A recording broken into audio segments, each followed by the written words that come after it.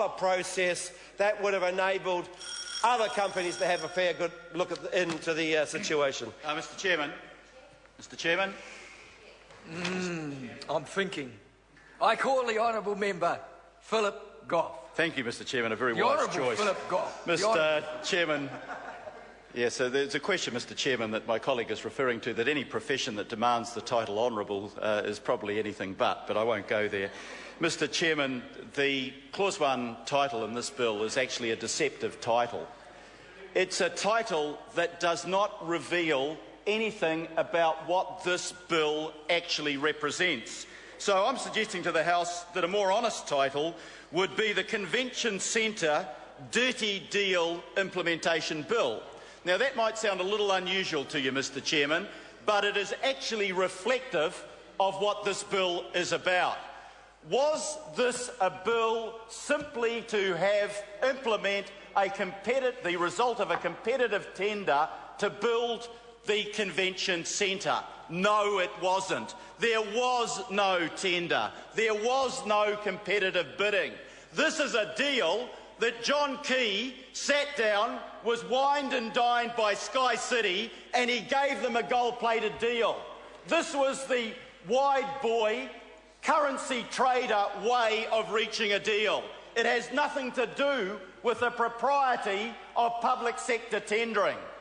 There were other tenderers out there, Mr. Chairman.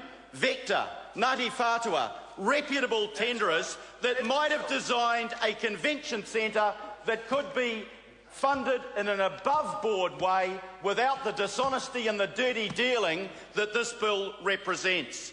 But that process never happened. John Key had 2 personal meetings. He told his officials to stop the process involving the other tenderers. That, sir, comes close to criminal activity. It is utterly inappropriate. Now, the Auditor-General looked at this and thought, I'd better consider what's happened here. It doesn't seem right. Just before she was due to report, John Key came out and said the report would totally vindicate him. That was another piece of deception. This report from the Auditor-General did not totally vindicate John Key. It did exactly the opposite. The Auditor-General, who is the watchdog of how this government should be behaving, said there were deficiencies on the part of ministers, deficiencies on the part of officials. In fact, she said this about it. We do not consider, this is a quote, sir, we do not consider the evaluation process was transparent or even-handed, end quote. Now that is the considered language of an Auditor-General. Anybody else would have said this was straight cronyism, it lacked transparency, it lacked openness, it lacked honesty. This was a dirty deal. I agree with Materia Ture. It's a shonky, it's a sleazy deal. A sleazy deal. Now that's not reflecting on the people that did the deal much. It is a sleazy deal. But I want to say this. That is an alternative title. The Convention Centre Dirty Deal Implementation Bill. But there's another title that would be more honest than what this government is hiding behind.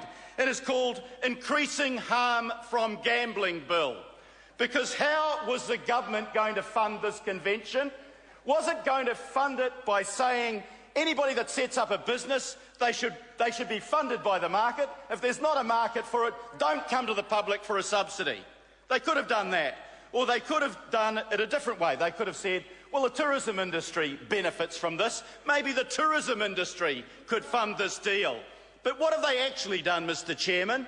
They are funding this by increasing the concessions to Sky City to put another 230 gambling machines in place when the Gambling Act 2003 requires a sinking lid on gambling machines. Why does the Gambling Act do that? Why did the Labor government pass that Gambling Act? Because as the regulatory impact statement from the officials for this bill said, this kind of gambling is most associated with harm in terms of problem gambling. Every member in this chamber has seen the people that sat on the stools in front of those pokie machines, machines designed to drag as much money out of the person that's playing them as possible, machines that are designed to make a profit for the house at the expense and the misery of the people that operate them. And this government says this convention centre should be built on the misery of the people who are playing these gambling machines. Mr. Chairman. The Honourable Phil Goff. Mr. Chairman, and what we find from the regulatory impact statement is that the Department of Internal Affairs says another 8,000 people will be affected because of the problem gambling associated with these extra 230 machines. 8,000 people, and as my colleague has rightly suggested, according to the Department of Internal Affairs, 6,500 of them will be children. And I say to those national members who have got their heads dropped in shame, they won't take the call, they won't justify what their government is doing. Those same members will come back into this House and condemn the people who suffer from gambling addiction when they are feeding this addiction by increasing the gambling machines in Sky City by 230. Another 8,000 families. More kids who will be deprived because their mothers or their fathers suffer from gambling addiction, promoted by the machines, promoted by this government in order to get the convention centre. Now, I'll try one third and last title that this bill should be called, Mr. Chairman, and that is the dodgy deal lacking cost-benefit analysis, because that's exactly what it is. You know, the Select Committee is set up to examine the bills that come before this House, and they have the right to call in officials from Health, from Internal Affairs, from the Treasury to find out what this bill really does. And you know, the chairman of that committee denied the Select Committee the right to have those officials before them. And no wonder, because when we read what those departments say, we find that this is not a good deal for New Zealand. This is what Treasury says. It has strong concerns that the private benefits to Sky City will exceed the public benefits to New Zealand. Of course, this is a gold-plated deal for Sky City to make money till 2048.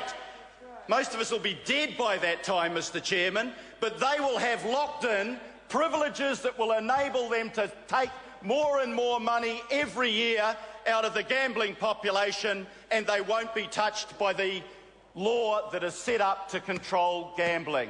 That is a disgrace. It is unprecedented.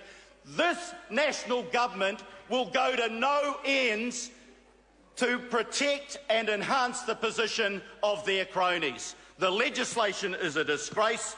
It should not proceed. It is damaging to New Zealand. It looks after the cronies, and the process that this national government has followed in pursuing it is frankly a disgrace. I call the Honourable Member Jonathan Young. I move that the question be now put. I'm going to recognise the Honourable Member Denise Roche, and I'm doing so because she has sought